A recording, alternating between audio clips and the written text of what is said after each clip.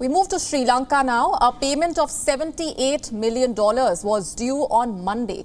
Colombo was supposed to pay interest on its international sovereign bonds. That will not happen. Sri Lanka has suspended all international debt payments. A default is looking imminent. Two of the world's largest credit rating agencies are issuing warnings. Fitch Ratings says a sovereign default process has begun. S&P says a default is now a virtual reality. Sri Lanka has never defaulted on its debt, but now it will. Sri Lanka's finance minister is now making a public admission. The country does not have the money to pay back the creditors.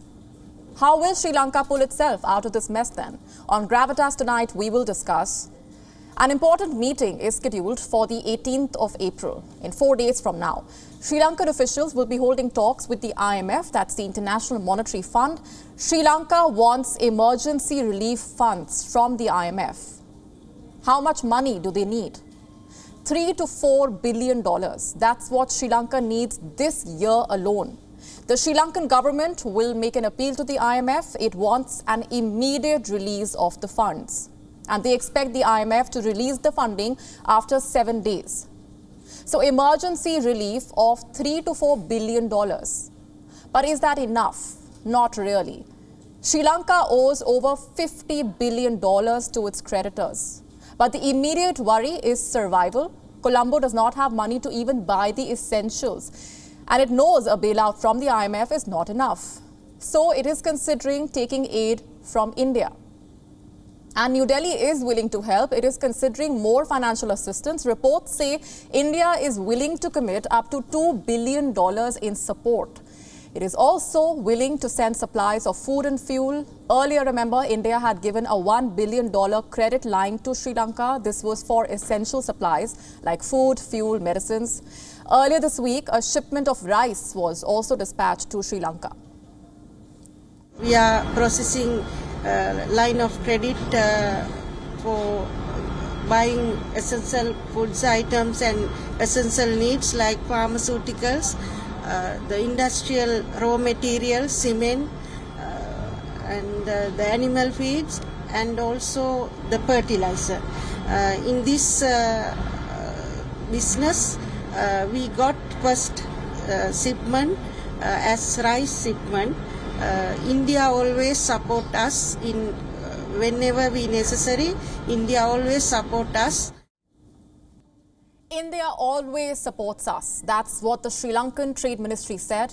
So far, India has committed $1.9 billion to Sri Lanka. This is in the form of loans, credit lines and currency swaps. Sri Lanka has sought another $500 million credit line for fuel. What about China? China used to be the go-to source of funding for the Rajapaksas. Why hasn't China stepped up to help Sri Lanka? Well, it's not like Colombo did not ask for help. Sri Lanka had sought $2.5 billion in credit support. China has not responded to the request. And why is that? Apparently, China is hesitating in bailing out Sri Lanka. The reason is the political crisis. The Rajapaksas are on shaky ground. Yesterday, we told you about the opposition's plans. They want to move an impeachment and a no-confidence vote. If it goes through, both the brothers will be out of power. President Gotabaya Rajapaksa and Prime Minister Mahinda Rajapaksa. The protests continue unabated. Today, Sri Lankans mark the new year by protesting outside the presidential secretariat. The monks also joined them. Their demand remains the same. The Rajapaksas must go. We normally stay at home with families celebrating New Year, but this year it's different. So we are together as a Sri Lankan nation, and we want the president to step down and all the corrupted politicians to step down as a nation. We all are coming here in the island everywhere. So we are celebrating here our New Year, with protest.